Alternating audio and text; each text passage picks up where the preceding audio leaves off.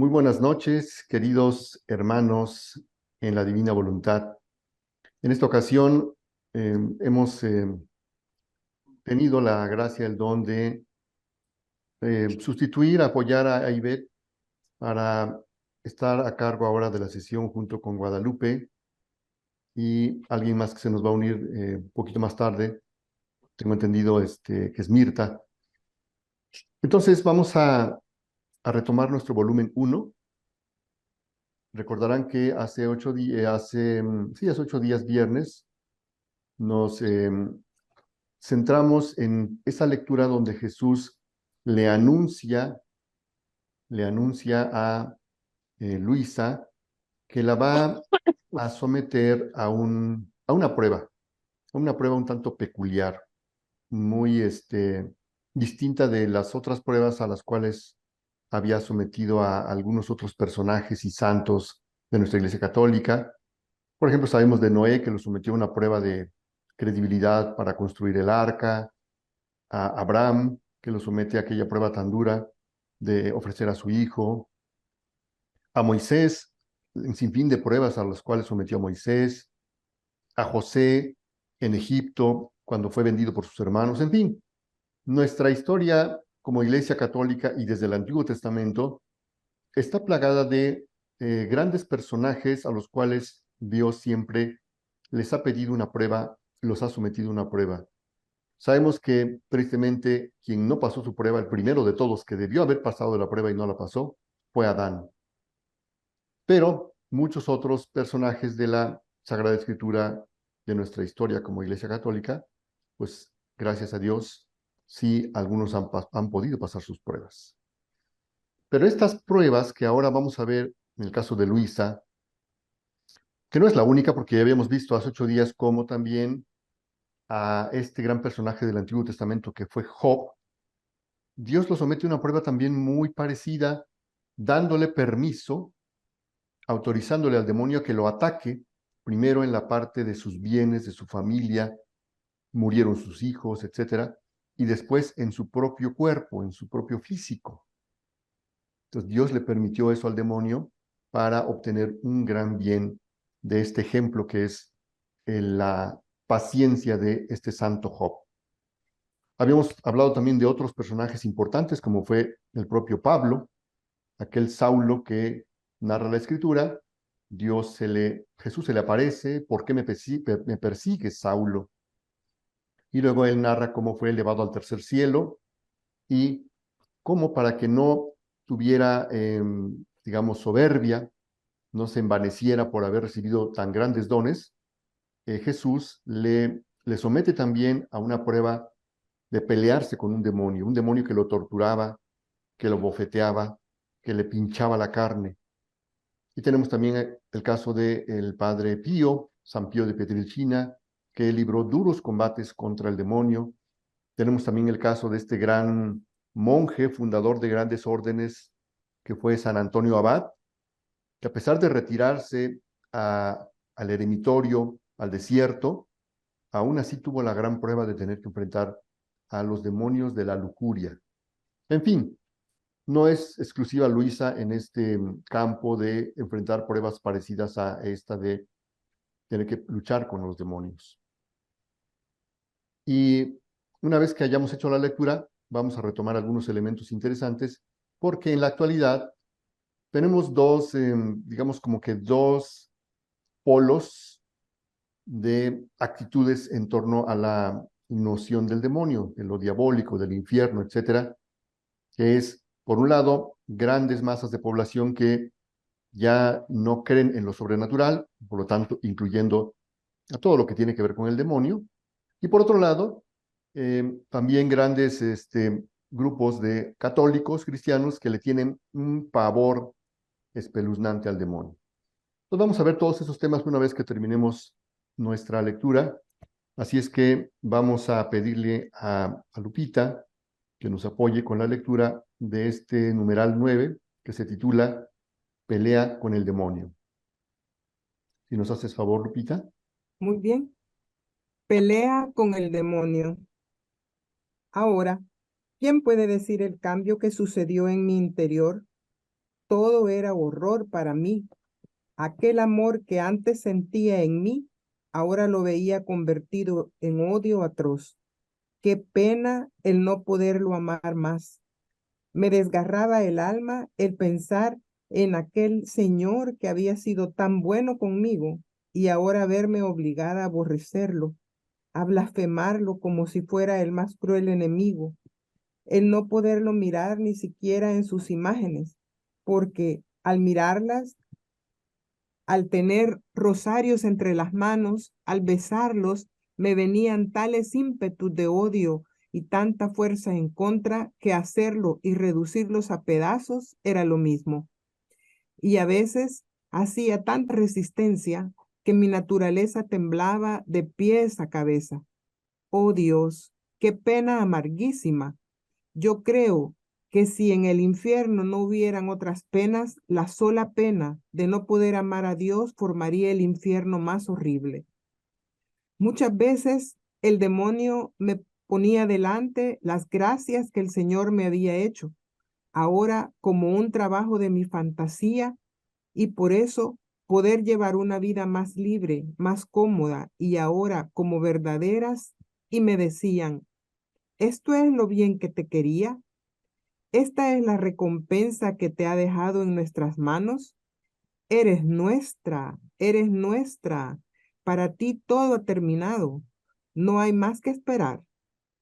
Y en mi interior me sentía poner tales ímpetus de aversión contra el Señor y de desesperación que algunas veces, teniendo alguna imagen entre las manos, era tanta la fuerza del desprecio que las rompía, pero mientras esto hacía lloraba y las besaba, pero no sé decir cómo era obligada a hacerlo. ¿Quién puede decir el desgarro de mi alma? Los demonios hacían fiesta y reían. Unos hacían ruido desde un lugar, otros lo hacían desde otro. Unos hacían estrépitos, otros me ensordecían con gritos diciendo, mira cómo eres nuestra, no nos queda otra cosa más que llevarte al infierno, alma y cuerpo. Verás que lo haremos. A veces me sentía jalar, ahora los vestidos, ahora la silla donde estaba arrodillada, y tanto la movían y hacían ruido que no podía rezar. A veces era tanto el temor que creyendo librarme me iba a acostar en la cama porque estos escándalos sucedían la mayor parte en la noche, pero también ahí seguían jalándome la almohada, las cobijas, pero ¿quién puede decir el espanto, el temor que sentía? Yo misma no sabía dónde me encontraba, si en la tierra o en el infierno. Era tanto el temor de que en verdad me llevaran que mis ojos no podían cerrarse al sueño. Estaba como uno que tiene un cruel enemigo que ha jurado que a cualquier costo le debe quitar la vida. Y creía que esto me sucedería en cuanto cerrara los ojos. Así que sentía como si alguien me pusiera algo dentro de los ojos, de modo que estaba obligada a tenerlos abiertos para ver cuándo me debían llevar.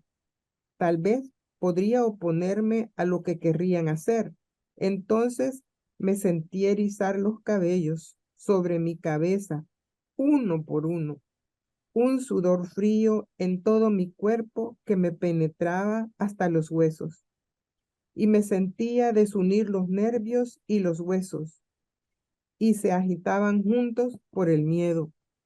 Otras veces me sentía incitar a tales tentaciones de desesperación y de suicidio que alguna vez, habiéndome encontrado cerca de un pozo o bien de un cuchillo, me sentía jalar para conducirme dentro o bien para tomar el cuchillo y matarme.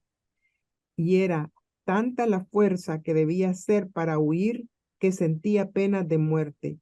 Y mientras huía, sentía que iban junto conmigo y oía sugerirme que para mí era inútil el vivir, después de haber cometido tantos pecados, que Dios me había abandonado porque no había sido fiel.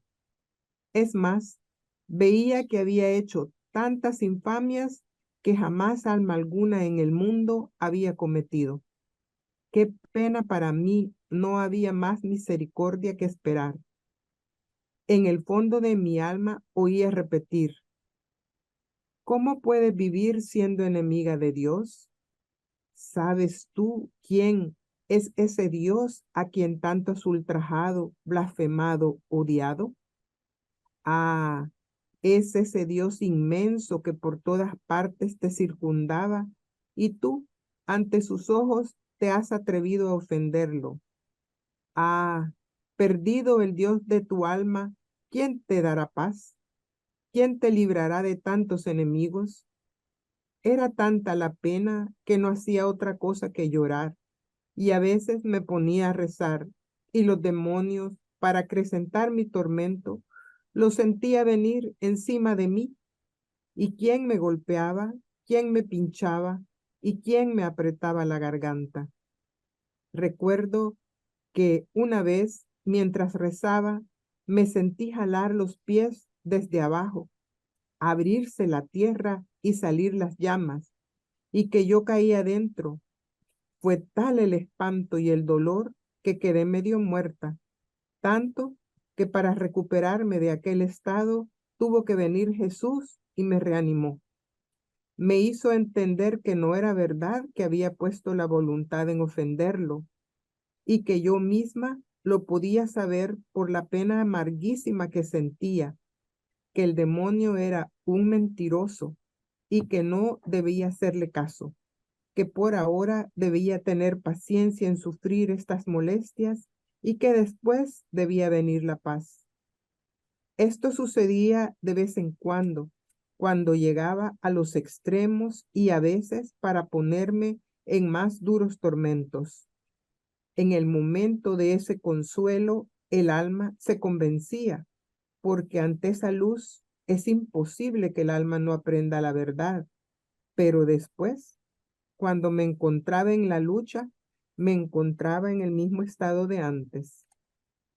Me tentaba también a no recibir la comunión, persuadiéndome de que después de que había cometido tantos pecados, era un atrevimiento acercarme y que si me atrevía, no Jesucristo habría venido, sino el demonio, y que tantos tormentos me habría de dar que me daría la muerte.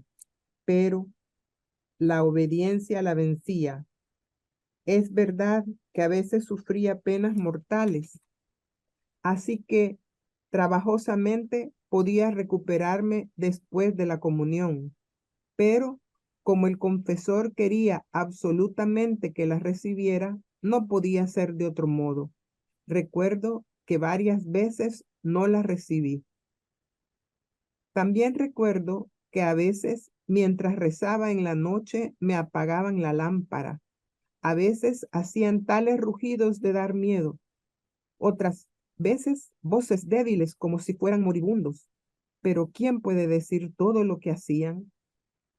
Ahora, esta dura batalla, aunque no recuerdo muy bien, duró 3 años, aunque había días o semanas de intervalo, no que cesaran del todo, sino que empezaron a disminuir. Recuerdo que Perdón, después de perdón, una Lupita, comunión, ok, perdón, ¿te parece si hacemos aquí una pausa sí, ok, nos para quedamos en revisar? inicio del 94. Sí, porque aquí ya Luisa va a empezar a hablar acerca de el modo como Jesús la va entrenando. Jesús era como su manager, ¿no? Ella estaba en el ring enfrentando al enemigo y Jesús pues era el que le daba las instrucciones, le daba toda la preparación que da el manager, consejos, ánimo, etcétera, como en cualquier pelea. Aquí hay una cosa muy importante que no podemos pasar por alto. Y voy a regresarme un poquito a aquella lectura cuando Jesús no le dijo así abiertamente, oye, quiero pedirte esto concretamente, es decir, quiero pedirte el tema del enfrentamiento con el enemigo en esta batalla. No se lo dice así al principio de manera muy clara. De hecho, si recordamos, cuando ocurrió lo del desposorio místico, allá por los numerales 83, 84, vean, por ejemplo, cómo le dice, qué forma tan sutil de Jesús para, ¿cómo decir?, comprometerla a que no se negara a lo que más tarde le iba a pedir. Porque vean cómo le dice, después de que hubo pasado algún tiempo, a veces con él, a veces privada de él, un día, después de la comunión, me sentí más íntimamente unida a él. Me hacía varias preguntas. Esto me recuerda a las tres veces que Jesús le preguntó a Pedro, ya habiendo resucitado, cuando anduvo. ¿Tienes el audio apagado? A ver, vamos a ver. Les vamos a pedir que apaguen sus micrófonos porque cuando alguien cuando se conecta por primera vez, quedan los micrófonos abiertos y pues se cuela mucho ruido. Olguita, ¿sí puedes apagar tu micrófono?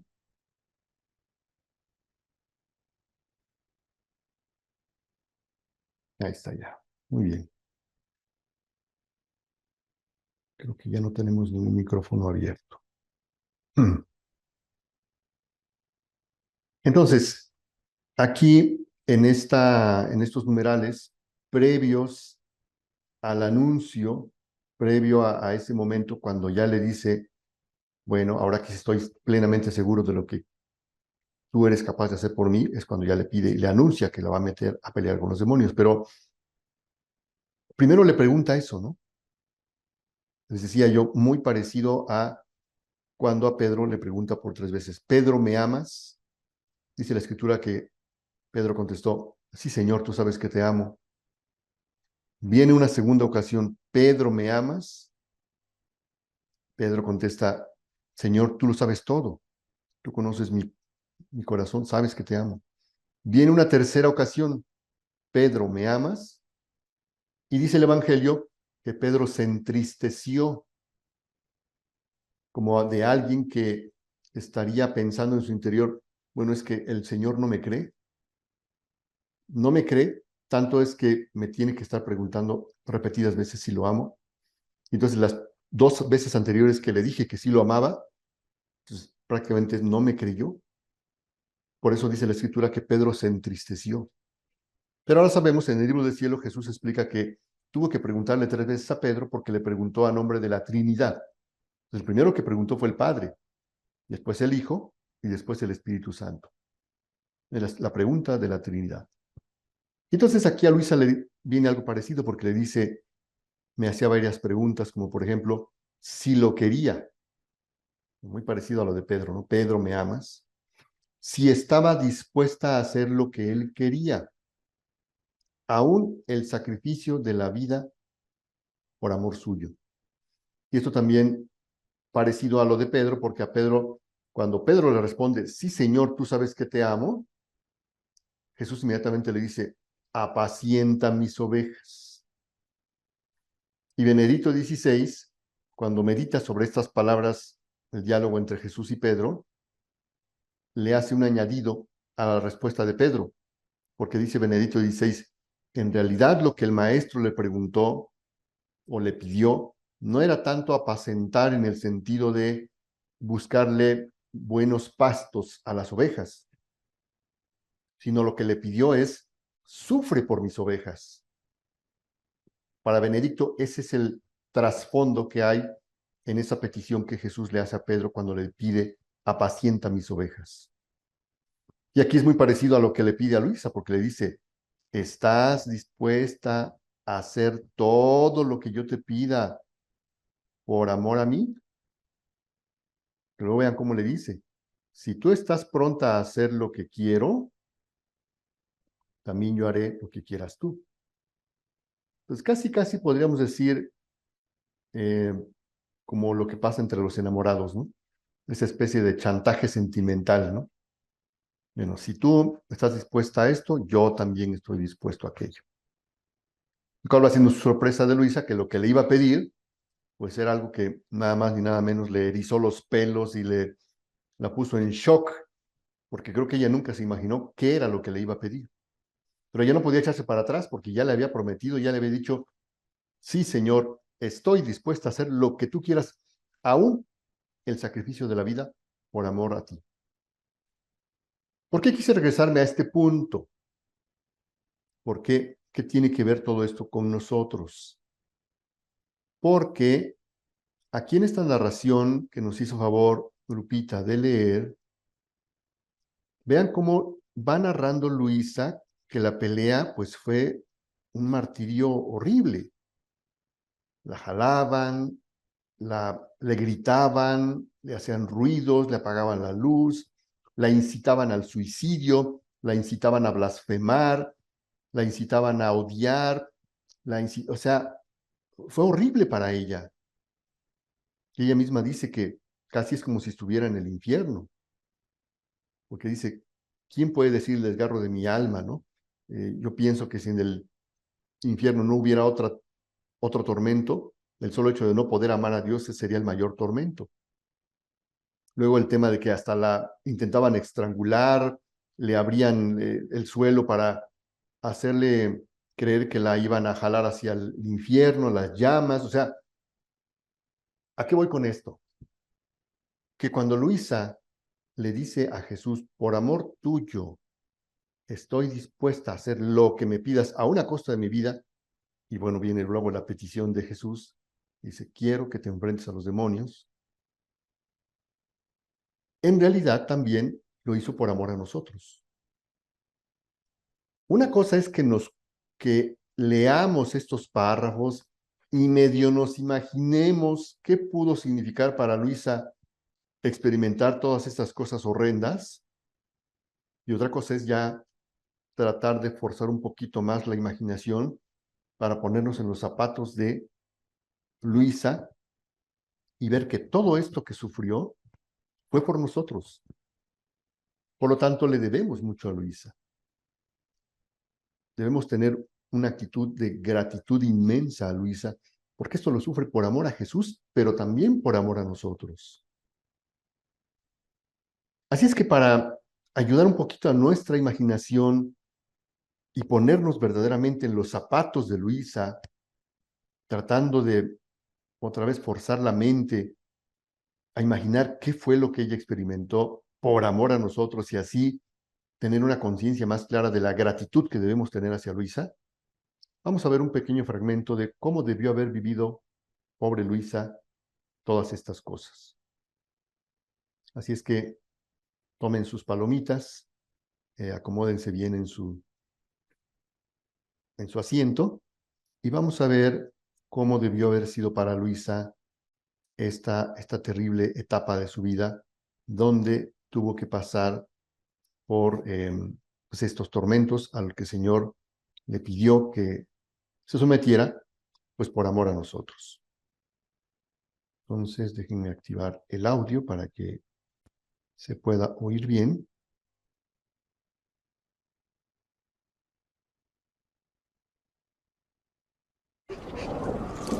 Me pidió que llamara a Emily a un teléfono público de la universidad. Cuando contestó estaba muy alterada. Al principio solo lloraba sin parar, pero después se calmó y me contó lo que pasó. Se había quedado sola ese fin de semana. Su compañera de cuarto no estaba. Despertó y detectó un olor a quemado. No escuchó la alarma, pero se levantó, temerosa de un incendio.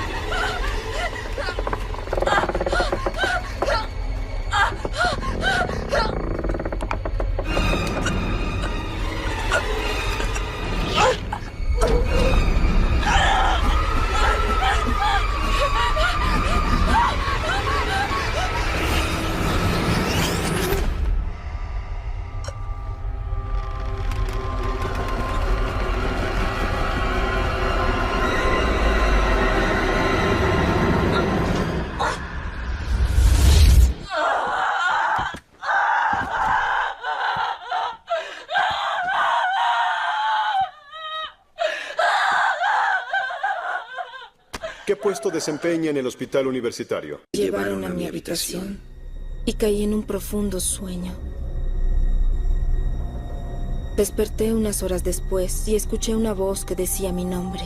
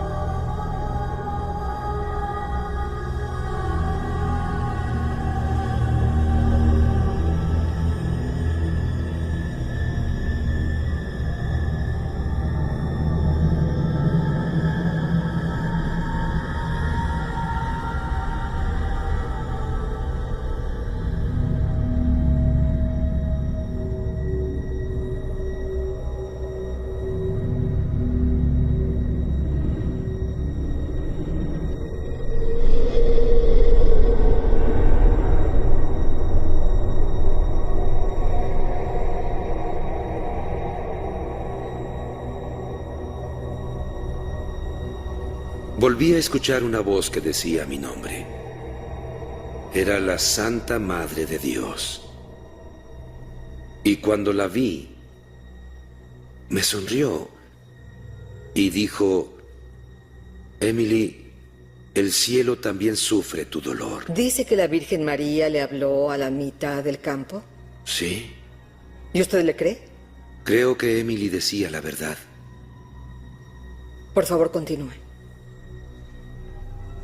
Le pregunté a la Virgen María por qué sufro así. ¿Por qué no me dejaron los demonios esta noche? Ella dijo: lo siento, Emily. Los demonios se quedarán donde están. Y después dijo: puedes venir conmigo en paz, libre de tu cuerpo terrenal, o quedarte y continuar con esto. Sufrirás mucho, pero a través de ti, muchos verán que el reino espiritual es real. La decisión es tuya.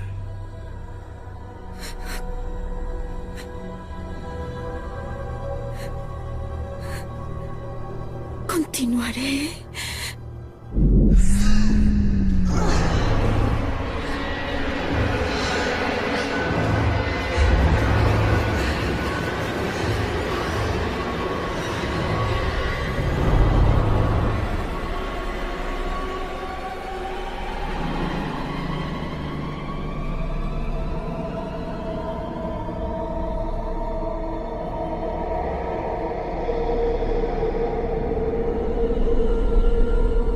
Al final, el bien triunfará sobre el mal.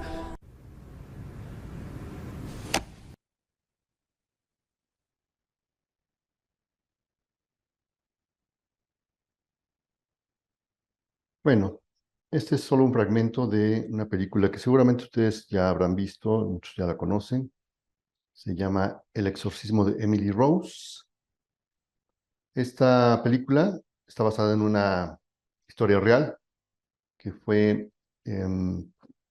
conocida a través de un libro que se escribió para dar a conocer su historia y que posteriormente se realizó la película. Entonces, algunos fragmentos como los que acabamos de ver, pues son muy parecidos a los que Luisa experimentó, que le jalaban las cobijas, que le apretaban la garganta, los gritos, en fin, flagelada literalmente.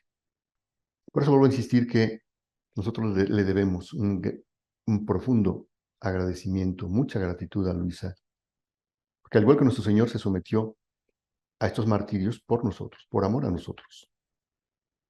En los volúmenes ya posteriores lo va a decir claramente: por amor a mis hijos fue que hice todo esto. Vamos a continuar para saber las instrucciones que le da Jesús a Luisa y posteriormente hablaremos un poquito basándonos en María Valtorta para aclarar estos conceptos que a veces pueden resultar un poco controversiales respecto a las posesiones demoníacas. Parece que hay una pregunta antes. Espero que se haga sobre el tema, un poquito breve, para dar continuidad a la lectura del libro de Cielo. Adelante, Jessica. Alfonso, sí, gracias. Hay una lectura de las que acabamos de leer anterior que dice que Luisita rompía todo lo relacionado con su fe, el rosario, las estampas, y que con sumo dolor las besaba después de que las había roto. Ese será el parteaguas de que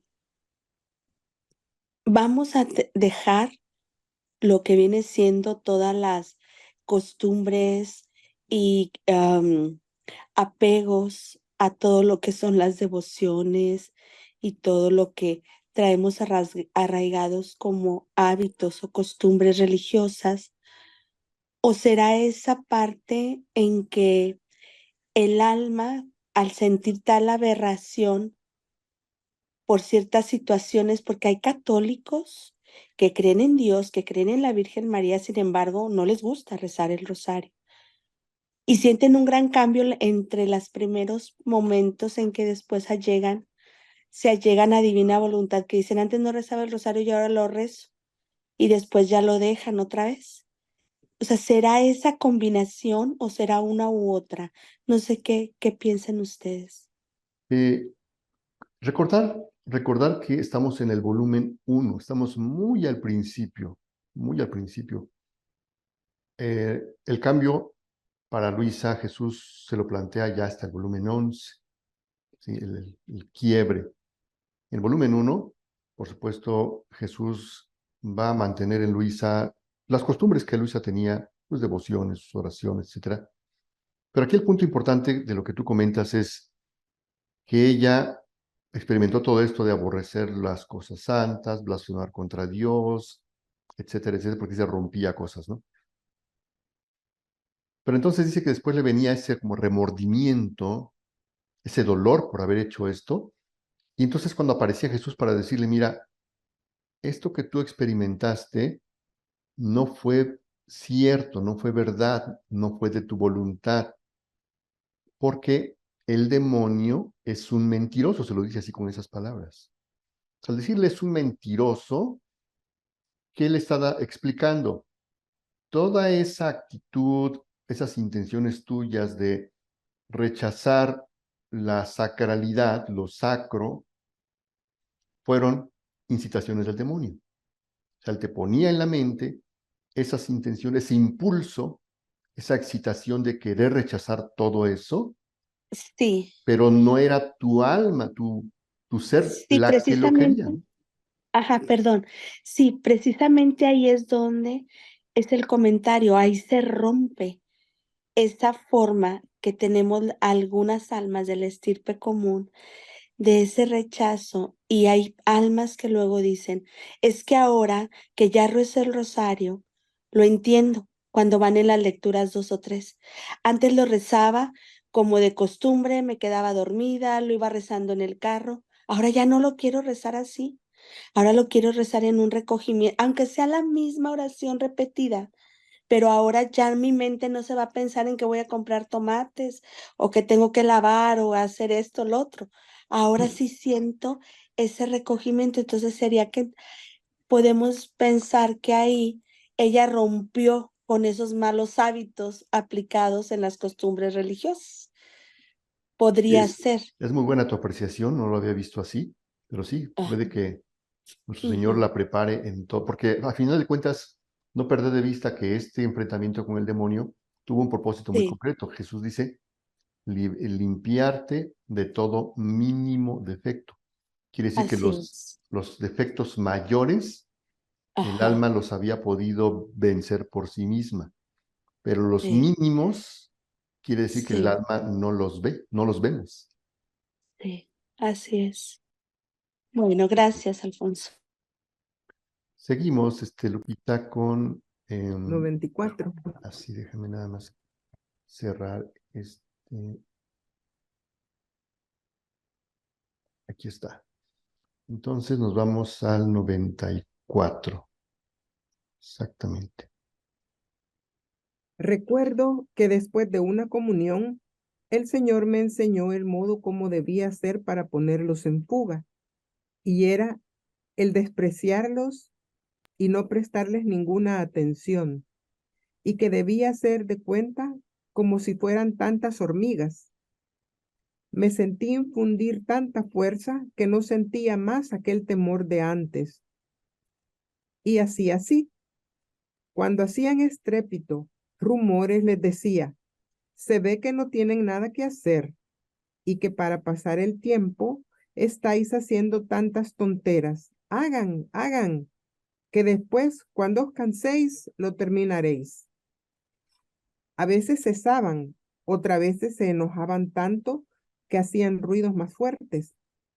Me los sentía junto a mí, haciéndose más fuertes y hacían violencia para llevarme.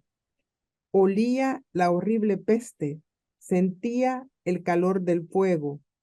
Es verdad que en mi interior sentía un estremecimiento, pero me forzaba y les decía, mentirosos que sois, si esto fuera cierto, desde el primer día lo habríais hecho, pero como es falso, es que no tenéis ningún poder sobre mí, sino solo aquel que os viene dado de lo alto.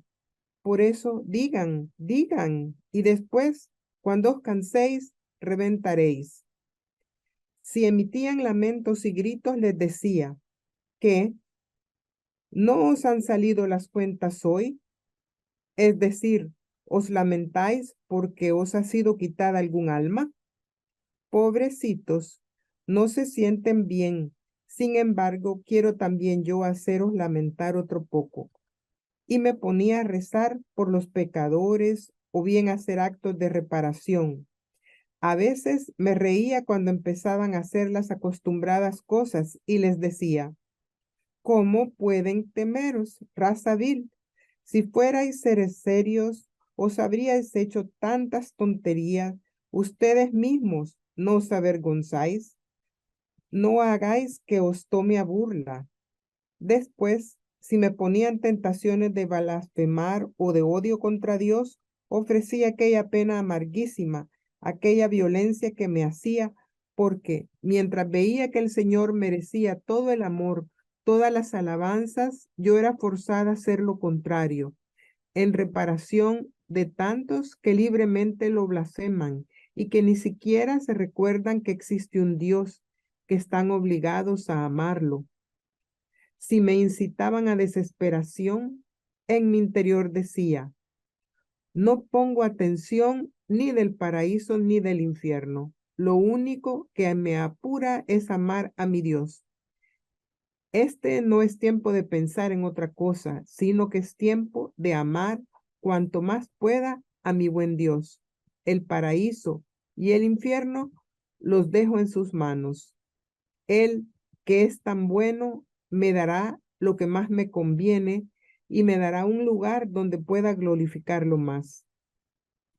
Jesucristo me enseñó que el medio más eficaz para hacer que el alma quede libre de toda vana aprehensión, de toda duda, de todo temor, era el declarar delante al cielo, a la tierra y ante los mismos demonios, no querer ofender a Dios, aún a costa de la propia vida. No querer consentir a cualquier tentación del demonio, y esto en cuanto al alma advierte que viene la tentación. Si puede, en el momento de la batalla, y apenas se empieza a sentir libre, y también durante el curso del día. Haciendo así, el alma no perderá tiempo en pensar si consintió o no, porque el solo recordar la promesa le restituirá la calma. Y si el demonio busca inquietarla, podrá responderle que si hubiera tenido intención de ofender a Dios, no habría declarado lo contrario, y así quedará libre de todo temor. Ahora, ¿quién puede decir la rabia del demonio? Pues actuando de este modo, todas sus astucias resultaban para su confusión, y donde creía ganar, perdía, ya que de sus mismas tentaciones y artificios el alma se servía para poder hacer actos de reparación y amor a su Dios. El otro modo que me enseñó para alejar las tentaciones fue el siguiente. Si me tentaban a suicidio, yo debía responder: no tenéis ningún permiso de Dios. Es más, para vuestro despecho, quiero vivir para poder amar más a mi Dios. Si me golpeaban, yo me debía humillar, arrodillarme y agradecer a mi Dios, porque esto sucedía como penitencia de mis pecados. Y no solo eso, sino ofrecer todo como acto de reparación por todas las ofensas hechas a Dios en el mundo. Finalmente, una fea tentación que me duró poco fue que debido al contacto continuo por cerca de año y medio con los tan feos demonios, yo debía quedar encinta y parir luego un pequeño demonio con cuernos. Mi fantasía crecía tanto que yo me veía delante una confusión horrible por lo que se habría dicho de mí por tan espantoso suceso. Después de cerca de año y medio de esta lucha, finalmente terminaron las crueldades de los demonios y comenzó una vida toda nueva. Pero los demonios no dejaron de molestarme de vez en cuando, pero no eran tan frecuentes, no tan feroz la batalla, y yo me acostumbré a despreciarlos. La vida nueva que Perdón, Lupita. Ajá, ok, ¿Podemos hacer aquí otra pausa? perfecto. Bueno, entonces tenemos ahora sí el panorama completo, la radiografía completa de qué fue esta prueba tan, pues, inusual, porque ya vimos que no es la única. Me refiero a Luisa, no es la única en ser sometida a este tipo de pruebas. Ya hemos mencionado todos aquellos que también les ha pasado lo mismo, pero sí vale la pena aquí extraer varios elementos que debemos tener muy presentes ahora, no solamente por estar incursionando en el conocimiento de la divina voluntad, sino, como hemos repetido siempre, al estar muchos de nosotros en medios eclesiásticos, parroquiales, pero incluso con los conocidos, la familia, el medio en el que nos desenvolvemos, nunca falta siempre un tema relativo a estos aspectos del demonio, de las posesiones, de los exorcismos, etcétera, etcétera, etcétera. Lo primero que nos debe llamar la atención es que el ministerio del exorcismo surge precisamente de el primer gran exorcista que fue Jesucristo. En los evangelios se narran varios pasajes donde nuestro Señor va a liberar a varios que le fueron presentados, se los llevaba a la gente, o en algunas ocasiones él mismo iba a buscarlos, como el caso de María Magdalena, que la Escritura narra que fue arrojó de ella a 7 demonios. Tenemos el caso del endemoniado de Gerasa y muchos otros. Incluso uno de los apóstoles, Simón el Celote, había estado sometido a una especie de posesión y Jesús lo liberó. Y ya después se volvió su apóstol. Entonces, nuestra iglesia, apoyándose en eso, pero sobre todo en la potestad que el mismo Jesucristo le confiere a sus apóstoles de expulsar demonios en su nombre, de ahí nuestra iglesia ha ido cultivando esta labor que en la actualidad sabemos que se ha convertido en un ministerio con todas sus letras dentro del sacerdocio. O sea, no todos los sacerdotes son exorcistas, sino solamente aquellos que la iglesia reconoce que pueden tener esas facultades, los prepara, por supuesto, no es así de la noche a la mañana, y les da la autorización del obispo para poder ejercer ese ministerio. Entonces, lo primero que uno se preguntaría, bueno, si nuestro Señor Jesucristo, nuestra iglesia, por medio de este ministerio de los exorcistas, busca liberar a las almas de las posesiones demoníacas, ¿cómo es que a algunas almas les ha propiciado lo contrario, dejándolos en libertad del demonio? Entonces, lo primero que tenemos que dejar muy claro es que la posesión demoníaca no existe. Y Jesús lo va a aclarar muy bien en el libro de María Valtorta, en el Evangelio como me ha sido revelado. Ahí va a aclarar muy bien que la posesión demoníaca no existe. Y lo va a decir en estos términos.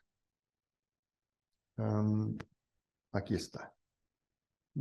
Esta lectura, para que la tengan por si la quieren ustedes consultar así completa, porque es muy larga, es una lectura donde se narra que Jesús, ahora les digo exactamente el numeral del capítulo para que lo tengan a la mano por si lo quieren revisar. Es el numeral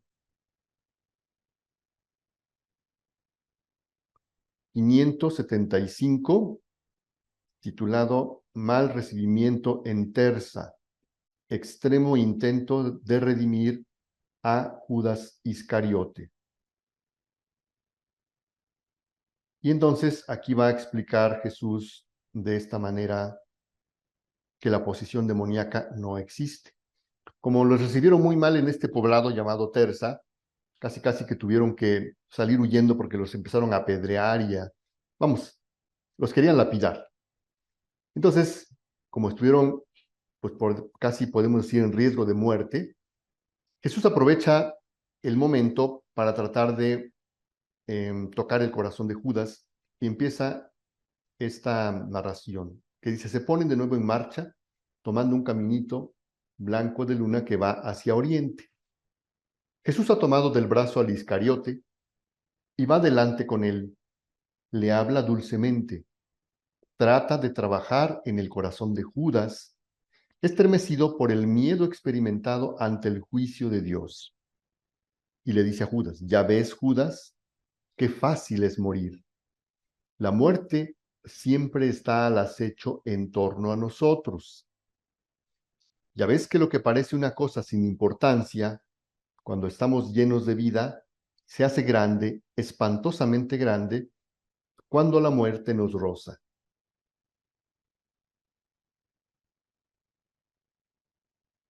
Pero, ¿por qué querer tener estos miedos, creárselos para encontrárselos de frente en el momento de la muerte, si con una vida santa se puede ignorar el miedo al cercano juicio divino?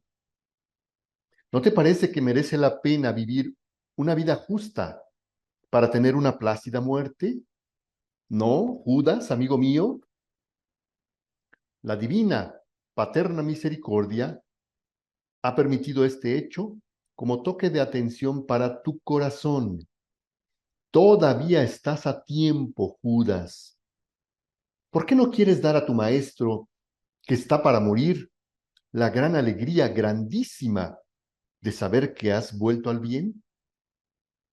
Y Judas le contesta: ¿pero puedes perdonarme todavía, Jesús? Y Jesús le responde: ¿te hablaría así si no pudiera? Qué poco me conoces todavía. Yo te conozco. Sé que eres como uno que estuviera atrapado por un gigantesco pulpo, pero si quisieras, podrías librarte todavía. Sufrirías, eso sí. Arrancarte esas cadenas que te muerden y envenenan significaría dolor. Pero después, ¡cuánta alegría, Judas! ¿Temes no tener la fuerza de reaccionar contra los que influyen en ti? Yo puedo absolverte anticipadamente del pecado de transgresión del rito pascual. Eres un enfermo. Para los enfermos, la Pascua no es obligatoria. Ninguno está más enfermo que tú. Eres como un leproso. Los leprosos, mientras lo son, no suben a Jerusalén. Créeme, Judas. Comparecer ante el Señor con el espíritu sucio como lo tienes tú, no es honrar al Señor, sino ofenderlo. Antes hay que... Entonces interrumpe Judas. Entonces, ¿por qué no me purificas y me curas? Pregunta ya duro, rebelde Judas. Y Jesús le dice: ¿no te curo? Cuando uno está enfermo, busca él la curación. a menos que sea un niño pequeño o un subnormal, porque estos no saben poner el acto de querer. Y le dice Judas, trátame como a esas personas, trátame como a un subnormal y remédialo tú sin que yo lo sepa. Y Jesús le dice, no sería justicia, porque tú puedes querer. Tú sabes lo que para ti es un bien y lo que es un mal. Y el que yo te curara no serviría de remedio sin tu voluntad de quedar curado. Y le dice Judas, dame también esa voluntad. Jesús le responde, ¿dártela? ¿Imponerte entonces una voluntad buena? ¿Y tu libre albedrío en qué se transformaría entonces? ¿Qué sería tu yo de hombre, criatura libre? ¿Un yo subyugado? Y le dice Judas, de la misma forma que estoy subyugado por Satanás, podría estarlo por Dios. Y Jesús tristemente le dice, ¿cómo me hieres, Judas? ¿Cómo traspasas mi corazón? Pero te perdono lo que me haces. Subyugado por Satanás, has dicho, yo no decía esa cosa tan tremenda. Y Judas le dice, pero la pensabas, porque es verdadera y la conoces. Si es verdad que lees los corazones de los hombres, si es así, sabes que yo ya no soy libre. Satanás me ha atrapado y Jesús le responde bruscamente, no. Se te ha acercado, te ha tentado, te ha tanteado y tú lo has aceptado. No hay posesión si no hay al principio una adhesión a alguna tentación satánica. Aquí está la frase importante con la cual Jesús despeja toda duda de una vez para ya no estar con esas ideas de las posesiones demoníacas. No hay posesión. Prácticamente lo que está diciendo es hay una entrega de la voluntad a Satanás, pero posesión no hay. Y continúa. La serpiente introduce la cabeza entre las apretadas barras dispuestas como defensa de los corazones, pero no entraría si el hombre no le ensanchara un hueco para admirar el aspecto seductor de la serpiente y escucharla y seguirla. Solo entonces el hombre queda subyugado, poseído, pero es porque lo quiere. Dios también lanza desde los cielos las luces dulcísimas de su paterno amor, y sus luces penetran en nosotros. Mejor, Dios, a quien todo le es posible, desciende al corazón de los hombres. Está en su derecho. ¿Por qué entonces el hombre que sabe hacerse esclavo, que sabe someterse al horrendo, no sabe hacerse siervo de Dios, es más, hijo de Dios? Y lo que hace es expulsar de sí a su Padre Santísimo. ¿No me contestas? ¿No me dices por qué has preferido a Satanás antes que a Dios? Y no obstante, todavía estarías a tiempo de salvarte. Sabes que voy a la muerte. Ninguno lo sabe como tú. No rehúso morir. Voy a la muerte porque mi muerte será la vida para muchos. ¿Por qué no quieres estar entre estos? Solo para ti, amigo mío, mi pobre y enfermo amigo, ¿será inútil mi muerte? Será inútil para muchos. No te hagas ilusiones. Eso le está respondiendo Judas.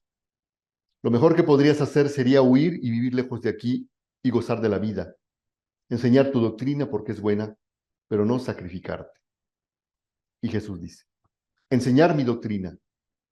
¿Pero qué enseñaría ya que fuera verdad si hiciera lo contrario de lo que enseñara? ¿Qué maestro sería si predicara la obediencia a la voluntad de Dios y no la hiciera, y el amor a los hombres y luego no los amara, y la renuncia a la carne y al mundo y luego amar a mi carne y los honores del mundo, y a no escandalizar y luego escandalizara, no solo a los hombres, sino incluso a los ángeles y así sucesivamente, por ti habla Satanás en este momento, como también habló en Efraín y como muchas otras veces ha hablado y ha actuado a través de ti, para turbarme a mí. Yo he reconocido todas estas acciones de Satanás cumplidas por medio de ti, pero no te he odiado ni me he cansado de ti. Solo he sentido pena, una infinita pena, como una madre atenta al progreso de un mal que llevara a la muerte a su hijo. Así he observado el progreso del mal en ti, como un padre al que nada resulta insoportable con tal de encontrar las medicinas para su hijo enfermo. Así yo, todo lo he tolerado con tal de salvarte. He superado repugnancias, desdenes, amarguras, desconsuelos, como un padre y una madre, desolados, desilusionados respecto a todas las fuerzas terrenas, se dirigen al cielo para obtener la vida de su hijo. Así he gemido y gimo, implorando un milagro que te salve, que te salve, que te salve en el borde del abismo que ya cede bajo tus pies. Judas, mírame. Dentro de poco mi sangre será derramada por los pecados de los hombres. No me quedará ni una gota. La beberán la tierra, las piedras, las hierbas, las vestiduras de mis perseguidores y las mías. La madera, el hierro, la soga, las espinas de la oxiacanta, y la beberán los espíritus que esperan la salud. ¿Solo tú no quieres beberla? Yo, por ti solamente, daría toda esta sangre mía. Tú eres el amigo mío. Cuán gustosamente se muere por el amigo, por salvarlo. Se dice, yo muero, pero seguiré viviendo en el amigo al que he dado la vida, como una madre, como un padre que siguen viviendo en su prole aún después de haber muerto. Judas, te lo suplico, no pido otra cosa en estas vísperas de mi muerte. Hasta los jueces, hasta los enemigos conceden al condenado una última gracia. Acogen favorables el último deseo suyo. Yo pido que no te condenes. No se lo pido tanto al cielo cuanto a ti, a tu voluntad. Piensa en tu madre, Judas. ¿Qué será tu madre después? ¿Qué será el nombre de tu familia? Invoco tu orgullo que está más vivo que nunca, para que te defiendas contra tu deshonor. No te deshonres, Judas. Piensa. Pasarán los años y los siglos. Caerán los reinos y los imperios. Languidecerán las estrellas. Cambiará la configuración de la tierra. Y tú serás siempre Judas, como Caín es siempre Caín, si persistes en tu pecado. Bueno, creo que esta lectura, no sé qué opinen ustedes, pero es muy clara, no deja lugar a ninguna duda de que en el mundo los hombres son demonios, se transforman en demonios cuando se entregan completamente a Satanás. Hace 8 días que revisamos este tema cuando Jesús le anuncia a Luisa la pelea a la que la va a someter contra los demonios. Y decíamos, como dice aquí Jesús, no odia a Satanás Jesús en Judas, sino que siente compasión, siente pena. Y es lo que le está pasando a Luisa también. Siente un gran desprecio por estos demonios como de la forma como Jesús se lo enseñó. Desprecio, pena, con esas frases que me encantan de ella, ¿no? Sigan, sigan, que cuando os canséis reventaréis. Es genial esa frase por parte de Luisa, ¿no? O sea, la boxeadora siguiendo al pie de la letra las instrucciones de su manager y la derrota para Satanás. Así es que volvemos a insistir, al verdadero demonio al cual debemos tener un pavor terrible es a nosotros mismos, a nuestra voluntad. Recordar que en nuestra voluntad es un demonio dormido. Como dice Jesús, que si se transforma, que si se despierta, ese sí que nos puede llevar al infierno.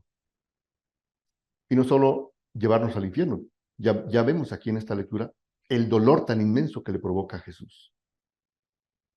Cuando estas voluntades humanas se transforman en demonios.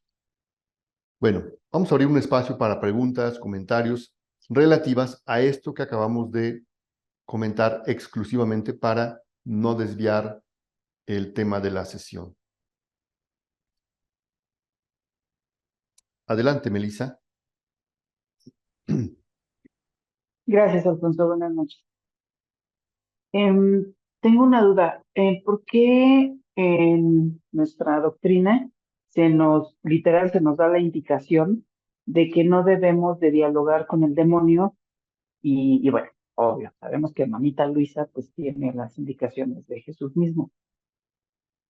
Pero sí me resulta un poco como contradictorio esto. ¿A qué se debe? ¿Me podés apoyar, por favor?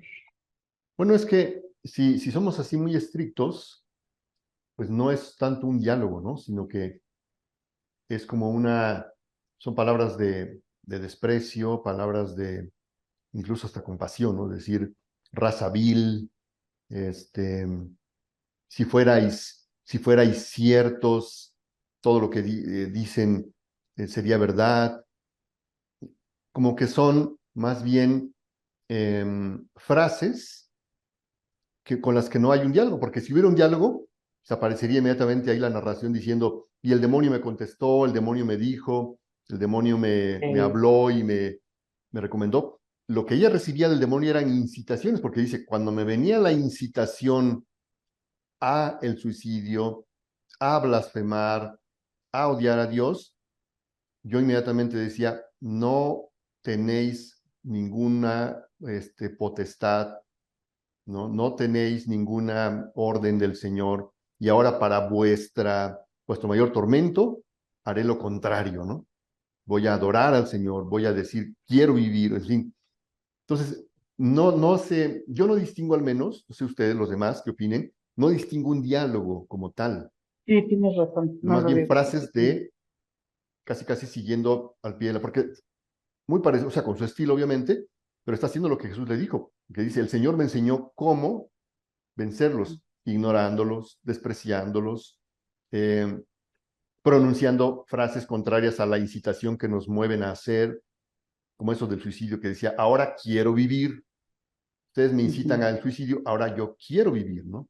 En fin, siento que más bien es como ese, yo le llamaría ganchos al hígado, ¿no? Uppercut, que les va asestando a los demonios y que finalmente los va martirizando, ¿no? Los va torturando. Exacto. Ok. Muchas gracias por la aclaración, Alfonso. Adelante, Mirta. Bienvenida. Gracias. ¿Dónde No, andabas? estaba haciendo algo importante para una fundación. Muy bien. Sí, no, siguiendo tu misma línea de pensamiento, Alfonso, es que a mi entender, ¿verdad? Un diálogo, en un diálogo hay un envolvimiento, las personas se envuelven la una con la otra. Por eso es que no debe uno de dialogar con el demonio, porque entonces se está uno envolviendo en esa conversación. Así es como yo lo puedo ver. O sea, él incita y uno hace todo lo contrario. Es todo. Y definitivamente, justo en relación a esto del diálogo con el demonio, como bien dijo Melissa, no se dialoga en el sentido, bueno, la escritura misma lo dice, ¿no? En los evangelios de las tentaciones de Jesús en el desierto, como el aparente diálogo no es diálogo porque en realidad cada uno no hace otra cosa que citar la escritura, ¿no? El demonio cita un fragmento de la escritura y Jesús responde, no en el diálogo frontal, sino responde con otra cita de la escritura.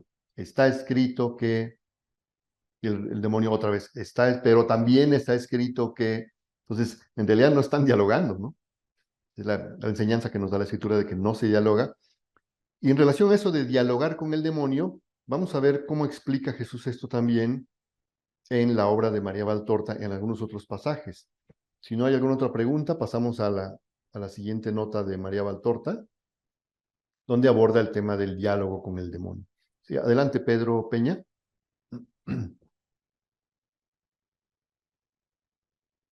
Hola, Ahí está. buenas noches. Buenas Listo. noches. Yo tengo esta pregunta. Veo que en el numeral número 97 habla de ella de que quiere ya tomar todos sus actos como reparación. Justo después que dice, si me golpeaban, yo me debía humillar, arrodillarme y agradecer a mi Dios. Pecados. Entonces, en el 97 ya ella empieza a tomar cada cosa que le sucede con estos demonios y los empieza a tomar y a hacer la reparación. Para que en el 98 dice, finalmente, una fea tentación, eh, habla ya sobre que le viene esa fea idea que le está tentando constantemente de quedar encinta y parir luego un pequeño demonio con cuernos. Ya habla de una fantasía, dice, mi fantasía crecía tanto que yo me veía delante de una confusión horrible. Entonces, bueno, yo creo que cuando ella dice confusión y poco antes habla de reparar, en ese afán de que yo me imagino que de ya ella está tan metida queriendo tomar su propia vida y decir voy a reparar con todo esto que me está pasando, ella es incluso capaz de ofrecerse como mamá de un demonio me imagino yo, no sé si esté ligado, corríjanme, es mi pensamiento, en el sentido de que con eso mismo de que si ella engendrara, ¿no? Ya en sus fantasías, si ella engendrara un pequeño demonio, este, ese mismo acto ella lo tomaría como estaría dispuesta para reparar por todas aquellas almas y contentar a Dios. Bueno, ese es un pensamiento, no sé si sea exactamente eso, porque cuando decías tú, Alfonso, no es una posesión salvo que tú quieras darte o donarte a tú entregar tu voluntad, ¿no? Entregársela al maligno. Entonces, bueno, esto ya está más allá de entregarle tu voluntad al maligno. Entonces, yo siento que por eso ya habla de confusión. En ese momento ya dice, bueno, ya estaba un tormento, ya me estaba yo fantaseando, ya estaba yo pensando de más, tal vez. Sí, el tema de la confusión es un tema muy relevante, Pedro, porque en María Valtorta, en el libro de perdón,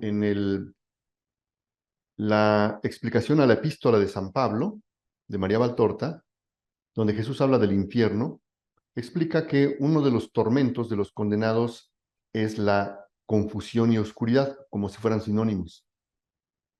Y entonces, muchas de las obras clásicas, obras maestras de la música sacra, sobre todo estos grandes compositores tipo Mozart, Beethoven, que compusieron misas de Requiem. Hay uno muy famoso que es el Requiem de Mozart, no sé si han tenido oportunidad de escucharlo. Y uno de los tiempos del Requiem, casi finales, habla justamente de eso, pedir al Señor, ¿no? Dice bueno, pues está en latín, confutatis maledictus, ¿no? Líbranos, Señor, de la confusión y la oscuridad, que es lo que priva en el infierno.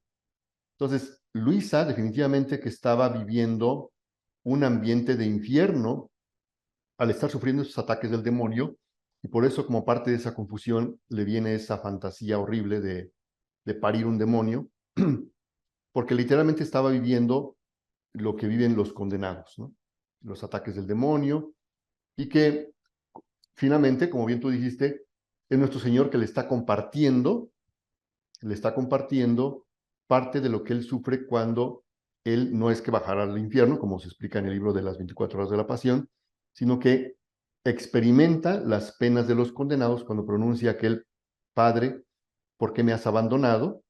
Y que coincide con la cita de Jeremías, donde se menciona diciendo, las penas del infierno me circundaron. Tenemos a Jeremías, tenemos a los evangelios donde Jesús pronuncia ese Padre, ¿por qué me has abandonado? Y aquí Luisa, donde está experimentando esa confusión, esa oscuridad y confusión, que es una de las penas del infierno. Por eso yo insistí hace un momento, a Luisa le debemos muchísimo, ¿no? Porque se somete incluso a las penas del infierno, ya el solo hecho de estar ahí peleándose contra los demonios, es una de las penas del infierno, y bueno, llega a ese extremo de de tener esa visión o imaginación que tú mencionas de parir un demonio, ¿no? Sí, de acuerdo. Sí, me parece muy bien todo ese complemento que das. Gracias. Olguita,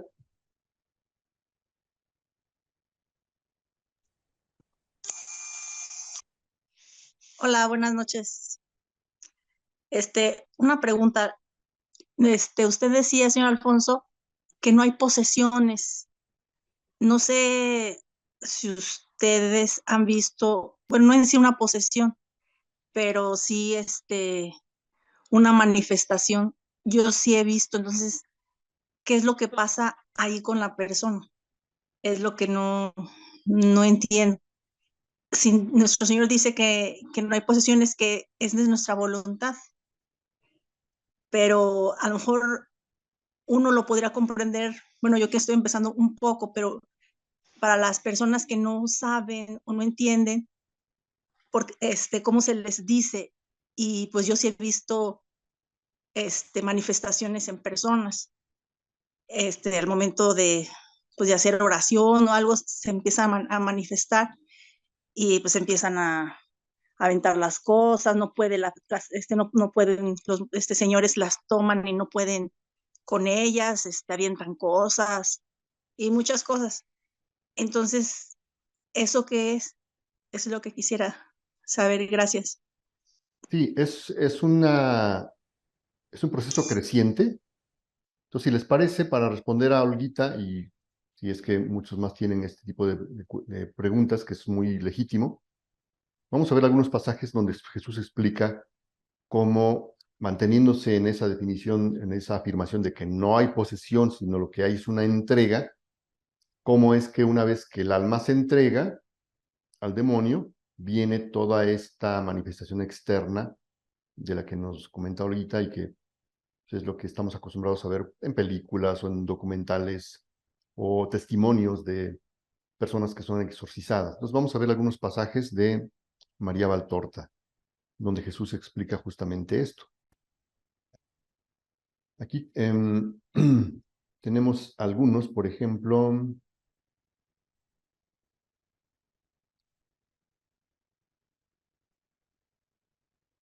aquí está, esta, por ejemplo. La lección se llama, es la 420, que se titula Curación de un endemoniado completo. Vean cómo ni siquiera dice de un poseso, dice de un endemoniado. Y obviamente después de que viene la batalla entre Jesús y el endemoniado, que en realidad es entre Jesús y el demonio, aquí se narra con un lujo de detalle todo eso, ustedes pueden revisarla con calma.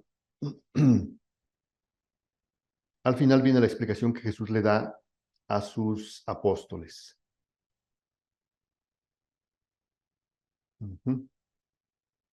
Al final le pregunta a Jesús, ¿quién eres? ¿Se acuerdan cuando veíamos el tema del nombre? El nombre, conocer el nombre, en este caso Jesús obligando al demonio a decirle su nombre, permite tener poder sobre el hombre, sobre el ser, en este caso esa criatura demoníaca, para tener más poder y expulsarlo. Y responde, yo soy Belcebú. Belcebú soy el amo del mundo y no me doblego. Te desafío, Cristo. Y bueno, ya luego continúan la narración y más adelante viene aquí la explicación de Jesús.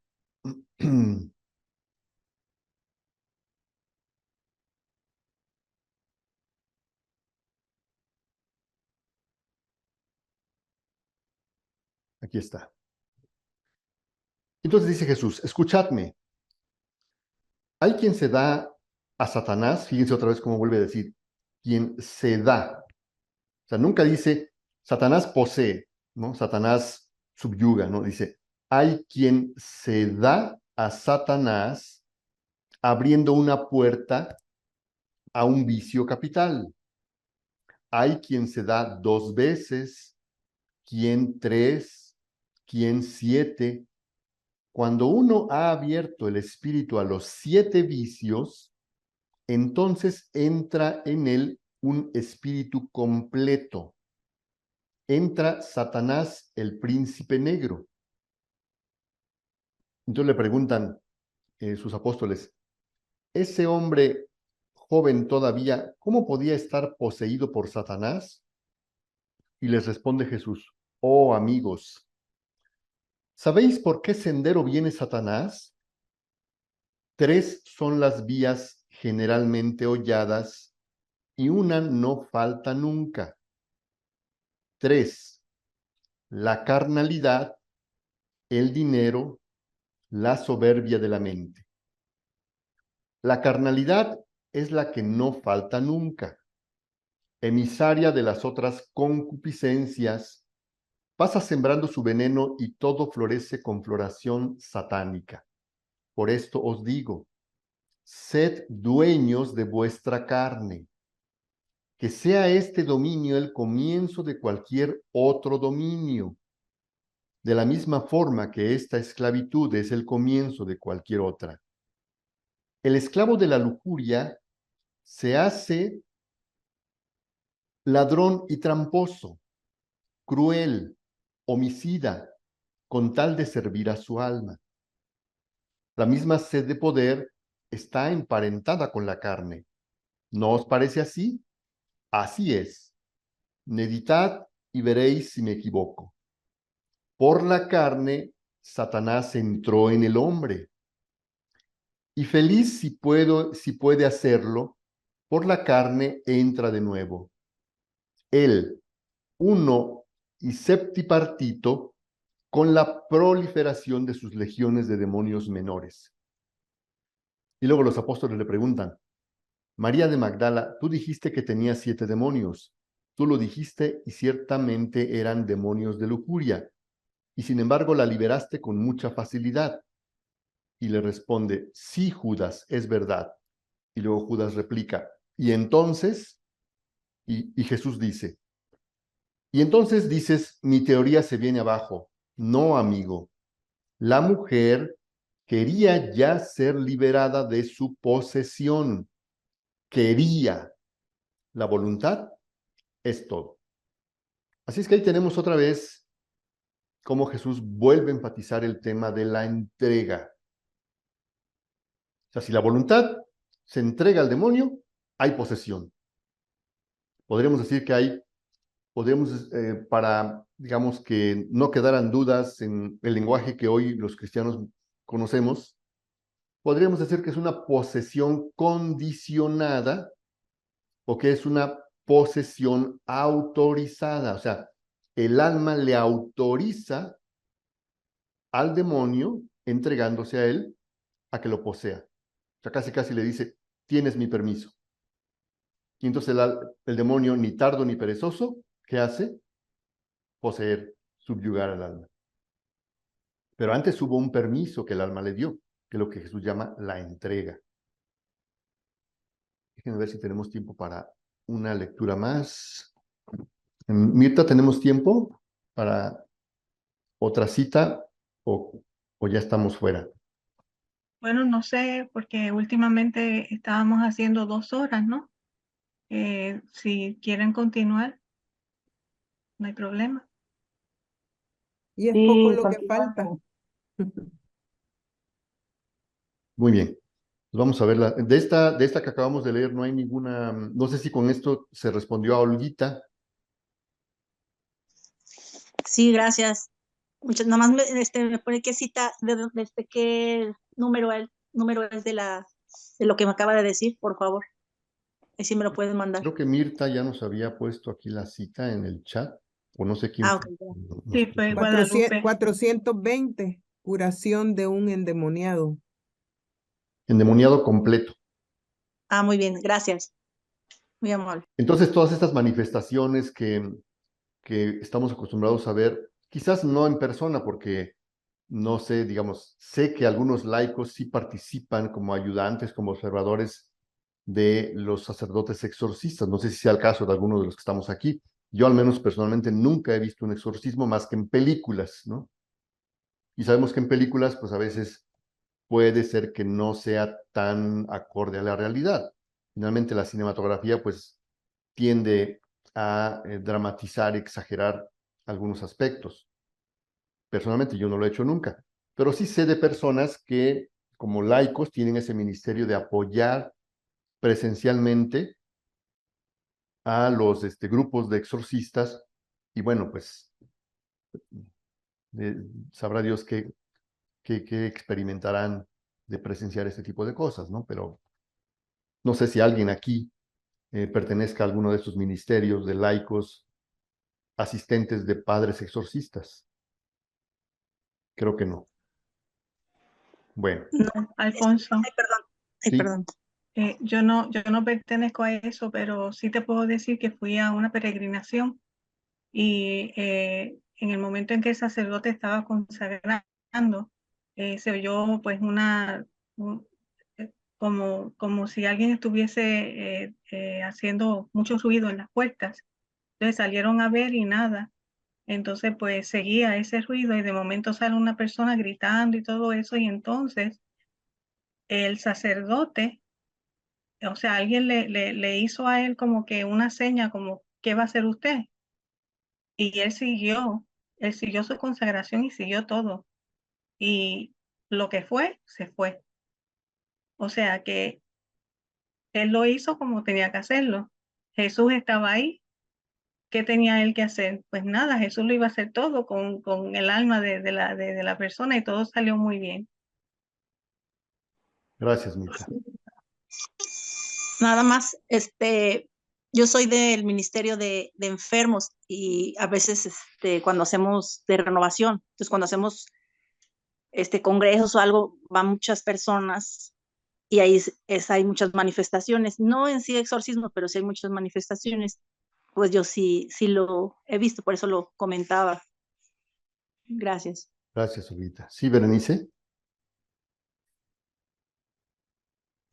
Yo llegué a pertenecer a esos grupos y la manifestación es muy dura. Uno piensa que no sucede, sí sucede. Fuimos a hacer oración a una casa. El sacerdote no nos acompañó, pero nosotros fuimos porque pensábamos que iba a ser algo leve, ¿no? Y al hacer la oración, el grupo que fuimos se manifestó, la casa, se apagaron las luces, la casa se estremeció y la golpearon la casa como si le estuvieran pegando con marros.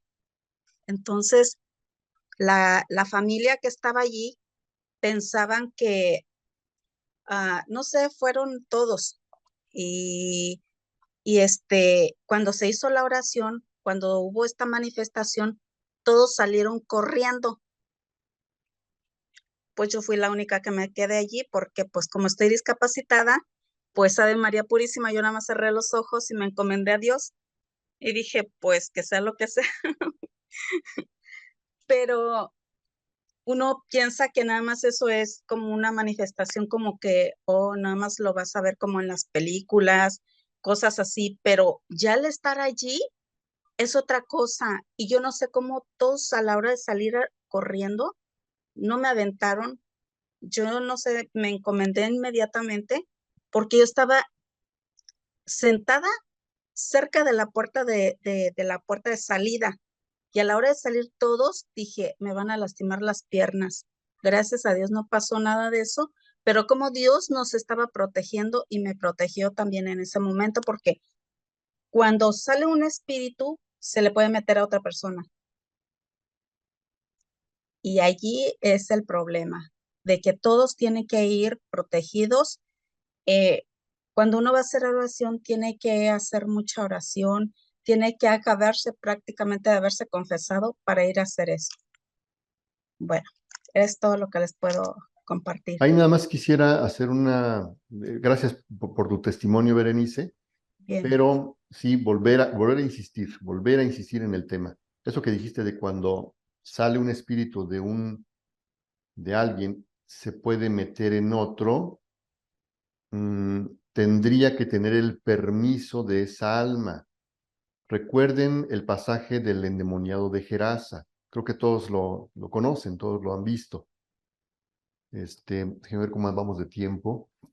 Le voy a dar la palabra a Patti, a Isabel y a Melissa, a ver si nos apoyan con comentarios breves para poder ver el pasaje del endemoniado de Gerasa, porque es muy importante para entender cómo actúa el demonio. Entonces, adelante, Patti.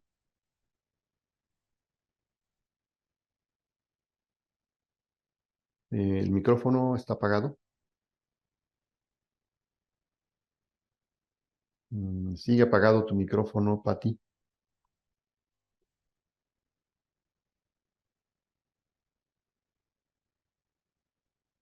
Sí, seguimos sin oírte. ¿Me escuchan? Ahora ya, ahora ya. Ok. Bien, hay dos puntos. Si yo tengo entendido con el doctor Tomasini que ya no existe tal de posesión como tal. Sin embargo, por ejemplo, hay dos casos en especial, ¿no?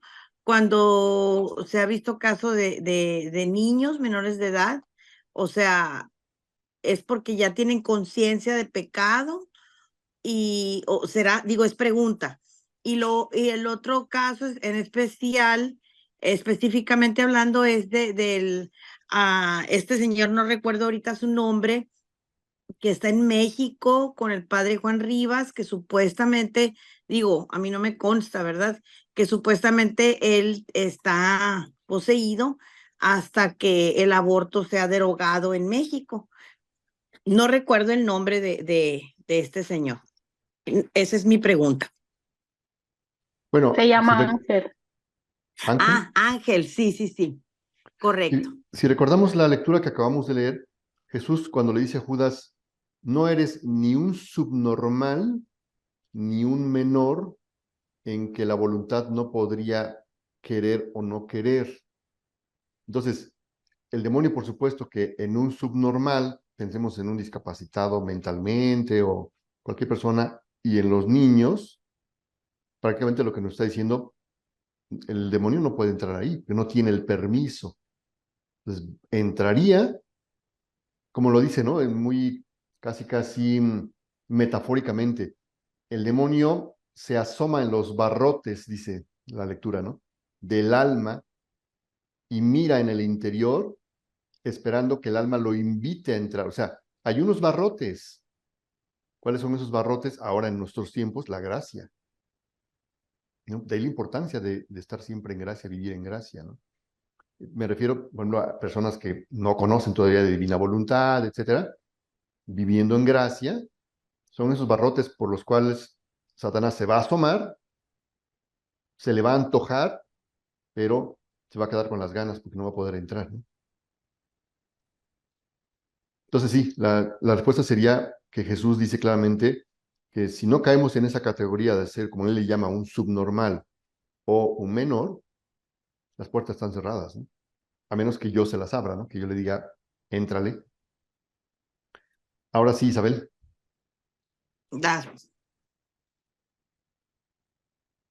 Sí, gracias, Alfonso. Bueno, un comentario breve. Es con esto de las posesiones, ¿no?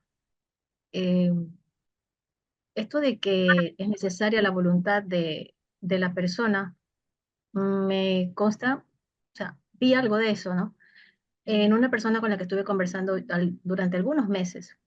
Durante algunos meses, este año, algunos meses el año pasado, porque era una conversación un poco cortada, ¿no? Se desaparecía y de repente volvía a aparecer. Y el común denominador de estas conversaciones era porque era una persona que estaba siendo molestada por el demonio. Y todo se originó por cuestiones que, lo que mencionaste hace un momento, la carnalidad estaba, había promiscuidad y realmente pues no tenía el sacramento, en fin. Bueno, y después sí, pero nunca, o sea, ese sacramento no era llevado como Dios dice, ¿no? Estaba de por medio el dinero y estaba también de por medio la soberbia de la mente. La persona, por ejemplo, en las conversaciones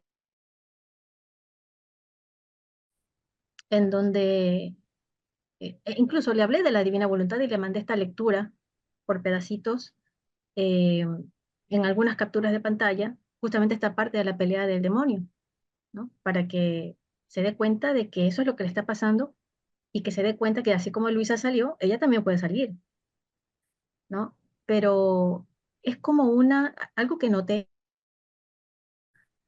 es una negación a querer salir de ese estado. Es como que quiere salir, pero no quiere poder salir, ¿sí? O sea, decía, Luisa ha sido llamada para ser santa, yo no. Otra cosa que decía, por ejemplo, yo tengo demasiados pecados mortales, a mí, también había sufrido abuso de pequeña y eso es algo que ella no lo superó, no lo pudo superar nunca. Estaba rodeada en un ambiente en el que había mucha brujería y se sentía una persona sucia, llena de pecados mortales, decía, soy una mala entraña y un poco de cosas, tengo el paraíso perdido, eh, nunca he visto la misericordia de Dios, eso me decía. eh, Decían, Dios nunca me ha perdonado, y eso ella siempre iba a confesarse con el sacerdote del mismo pecado, el sacerdote ya no quería ni verla, ¿no? Ella iba a la iglesia y otra vez viene para acá, decía el sacerdote, ¿no? Porque ella misma no se creía que estaba recibiendo el perdón de Dios. Y por más que le decía las cosas, yo noté un comportamiento un poco como repetitivo, ¿sí? Porque fueron en total, yo creo que habrá sido unos 2 años y medio en total que estuvimos conversando intermitentemente durante varios meses, incluso hasta este año. Y el común denominador es que en el momento en que se les dice, se les habla del amor de Dios, se les habla de tantas cosas, bueno, en el caso de ella, nada, puntual, ¿no? Porque yo no es que he hablado con tanta gente, solamente en este caso. En el momento como que lo entiende, en el momento dice, sí, es verdad, voy a confiar, es cierto, pero es cosa de, no sé, cosa de la mañana a la tarde, se le olvidó todo, e insiste y dice, yo no tengo remedio. Dios sí perdona, pero a mí no, y así. Pero es como, me atrevería a decir, que es como que se aferra al, al, al hecho de que a ella no la pueden perdonar. Eso Y es sí, soberbia. es soberbia, exactamente, así es. Una soberbia increíble. Yo no sabía qué hacer, yo dije, pero ¿qué hago con...? O sea, yo realmente yo no puedo hacer nada, pues yo, una piel mortal eso. Pero es un aferramiento, no sé cómo decir, se aferra terriblemente al hecho de decir, a todo el mundo la perdona, pero a mí no. Digo, sí, pero es que mire el pecado que ha cometido, hay otras personas que han cometido peores cosas y mire cómo están ahora, porque también ella llevaba la culpa de 2 abortos, ¿sí? Y eso no se lo podía perdonar. Y le mencionaba otro tipo de casos de personas que han hecho peores cosas y que ahora están en el camino del Señor porque han querido. Y de todas maneras decía, no, serán ellos, pero yo no, a mí no me va a perdonar. O sea, no había cómo. Es como que la misma persona buscaba la forma de no ser perdonada. Como dice Melissa, una soberbia. Nunca antes yo he visto una cosa como esa. Lo último que le mandé, aparte de lo de Luisa, fueron unas frases de la Santísima Virgen y después ya no quiso saber más. Ya hace muchos meses pues que no sé otra vez, no sé si algún día vuelve a aparecer, pero he notado lo que dice aquí en la lectura, es exactamente eso que dice aquí en la lectura, la carnalidad, el dinero y la soberbia, y un empeño por no salir de allí. Salir de allí implica romper cosas con las que de alguna manera se ha acostumbrado y no quiere romper con eso. Tiene miedo y quiere seguir teniendo miedo. Es una cosa realmente Demoníaca. Del demonio, exacto. Exacto, porque no es ni humano eso.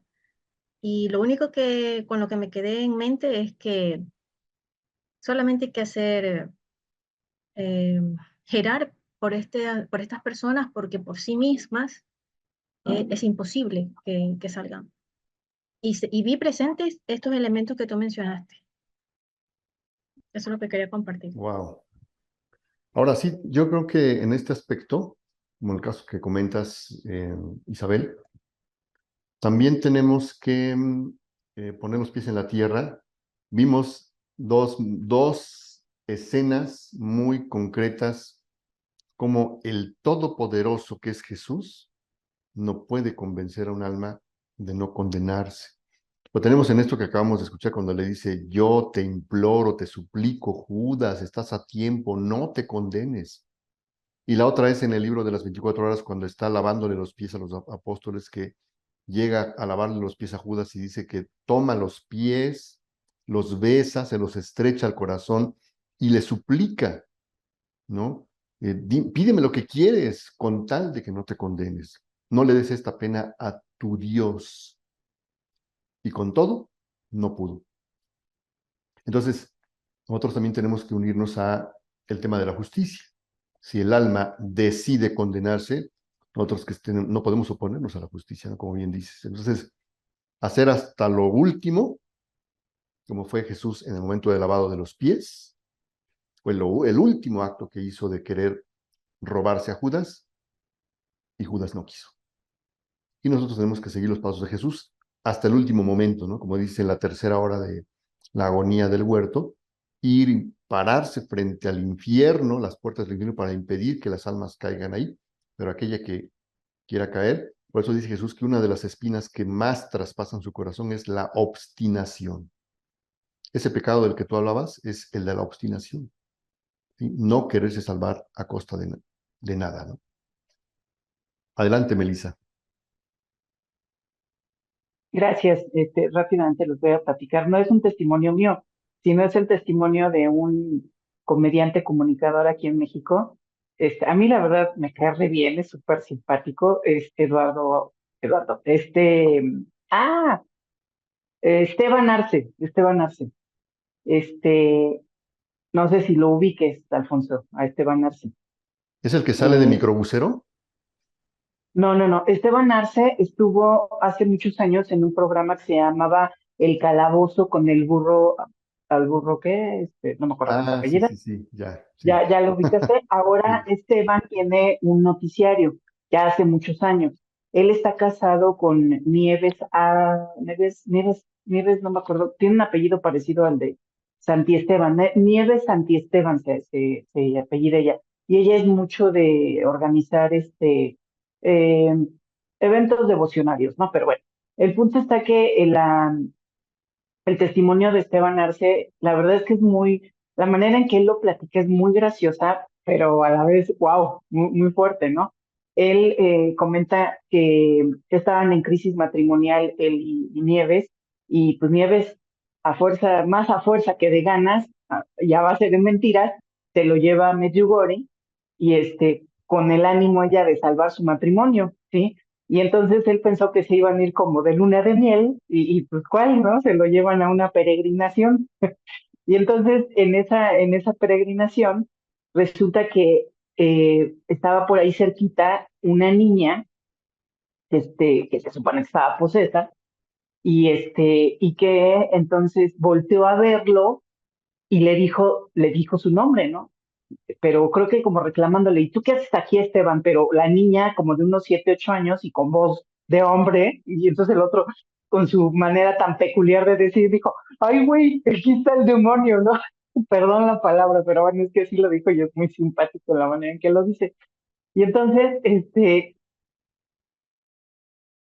suele entender, ¿no? Dijo: oh, caray, ¿qué está pasando aquí? Y entonces sí se quedó con mucho miedo, no pudo dormir y una serie de cosas que les sucedieron, y al otro día vuelven a ir, ahora sí, a donde iba a ser la aparición de la Virgen, ahí en Medjugorje.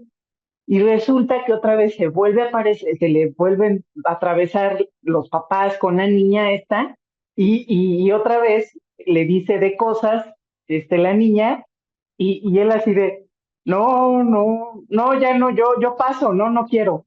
Entonces, a lo que voy con eso, y luego de regreso, perdón, ya en el avión, él se queda dormido y en un sueño Jesús le habla y le dice que cómo es posible que ha desperdiciado sus talentos de la manera en que los ha desperdiciado, que los talentos que le dio es para que le dé gloria a él. Y pues es una conversación, perdón, una conversión hermosísima, ¿no? Y muy poderosa, muy valiosa de él, porque ciertamente él ha venido haciendo un trabajo maravilloso dentro de su trabajo para la conversión de mucha gente. Pero bueno, el punto de lo que voy es con esto es, él dijo, dentro de estas dos situaciones que tuvo de encontrarse con esta niña y que le haya dicho lo que le dijo, en ese momento él dijo, no, yo no soy del demonio, yo soy de Dios, yo quiero con Dios, ¿no? Entonces, la gente le reclamaba, le decía, ¿qué bruto eres? ¿Cómo es posible que no te moviste de ahí? Porque estaban haciéndole el exorcismo a la niña y él ahí de mechiche viendo, y entonces que le decían, quítate de ahí porque si sale, se te va a meter a ti, pero que dijo él, no, a mí no se me va a meter porque yo no quiero que se me meta, yo soy de Dios, ¿no?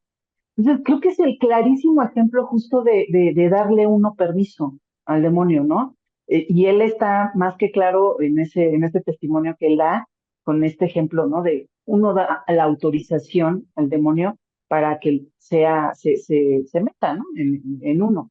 Entonces, pues bueno, les quería compartir esta chusca experiencia de Esteban Arce. Por ahí luego voy a conseguir el video, y si me permiten se los voy a compartir para que escuchen ustedes mismos lo gracioso que es para compartir su testimonio y que es una conversión, la verdad es que bastante peculiar, pero muy, muy valiosa. ¿Vale? Muchas gracias. Muchas gracias. Pues ya nos quedan 5 minutos. Un comentario de 2 minutos cada uno. Mirta, José Guillermo. No, tengo una preguntita bien breve.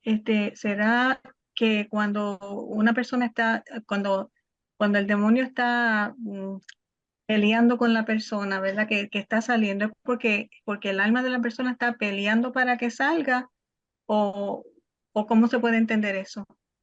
Claro, porque cuando Marta, la hermana de María Magdalena, está desesperada que su hermana ya había escuchado el sermón de Jesús, el de la oveja perdida, y le dice Jesús a Marta, mira, tu hermana va a atravesar por una crisis muy fuerte, no la escuches, no la contradigas, déjala que diga todo lo que quiera. Llega ese momento de la crisis de María Magdalena y Marta se espanta, que la oye decir cosas horribles, gritos, llorar, patalear, y va corriendo con Jesús y le dice, no puedo más, o sea, mi hermana está como loca. Y Jesús la regaña, le dice, Marta, ¿qué te dije? Te dije que te mantuvieras serena, que te dije que esto iba a pasar. Tu hermana tiene del cuello, así le dice, tu hermana tiene del cuello a Satanás. Pues Y que estaba peleando estaba con él. peleando con Satanás. Claro, Ujú. estaba a 2 de 3 caídas sin límite de tiempo. Entonces lo tenía con la llave china, porque así le dicen en el libro de Cielo. Tu hermana en este momento tiene a Satanás del cuello y va a triunfar. Por eso Y estaba por como eso, loca. y por eso cuando Lázaro habla con él, que le dijo que le estaba dando las gracias por haber liberado a su hermana, y él dijo, no te equivocas, ella se liberó. Exactamente, Sí, exactamente. gracias. Ahora sí, José Guillermo, Sí, última participación. muchas gracias. Hay una lectura en María Valtorta, cuando Jesús sorprende a Judas robándole a Juana. Y ahí tiene un enfrentamiento directamente con el demonio, Jesús, y le habla directamente al demonio que está en Judas. No tengo la cita, ¿verdad? Pero la escuché. Gracias. Sí, creo que podemos, si les parece, el próximo viernes complementar algunos fragmentos que todavía se nos quedaron pendientes, tanto de María Valtorta, retomar el tema del endemoniado de Gerasa, que es muy importante entenderlo, porque pues son breves, pero quedaron pendientes como la que comenta José Guillermo. Muchísimas gracias a todos por su participación, sobre todo gracias a Dios por permitirnos reunirnos en su nombre. Y nos vemos mañana. Si es así, Mirta, mañana está la cita. Sí, sí, mañana es a las 12 del mediodía, a las 11 del mediodía, Ciudad de México.